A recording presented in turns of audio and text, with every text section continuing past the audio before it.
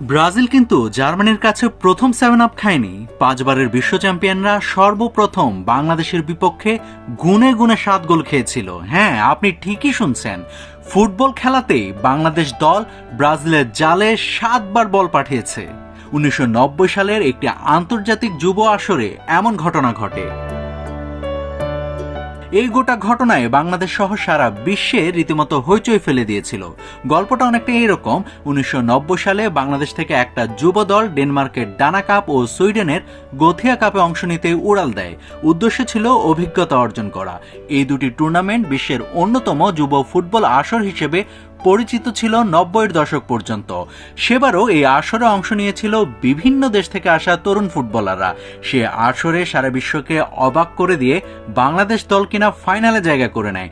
শিরোপা নির্ধারণী ম্যাচে বাংলাদেশের প্রতিপক্ষ ছিল ব্রাজিলের অনূর্ধ্ব 14 দল। সেই সেলেসাউদের জালে 7বার বল পাঠিয়ে 7 আপ পূর্ণ করেছিল বাংলাদেশ।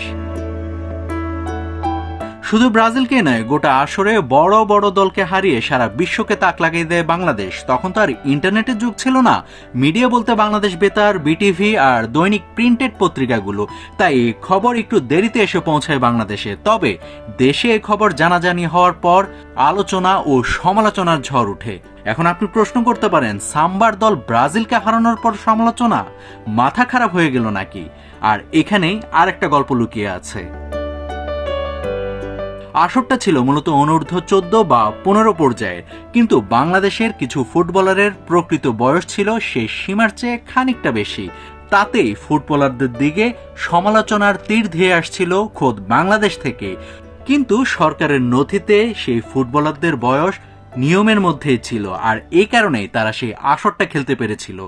এদিকে ফুটবল পাগল বাঙালি তখন ভেবেছিল কয়েক বছরের মধ্যেই হয়তো বাংলাদেশ বিশ্বকাপ খেলে ফেলবে।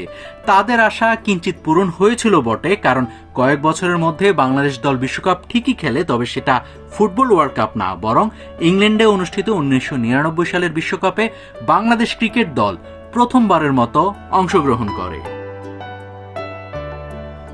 নাভিদ হাসান, সোনালী নিউজ।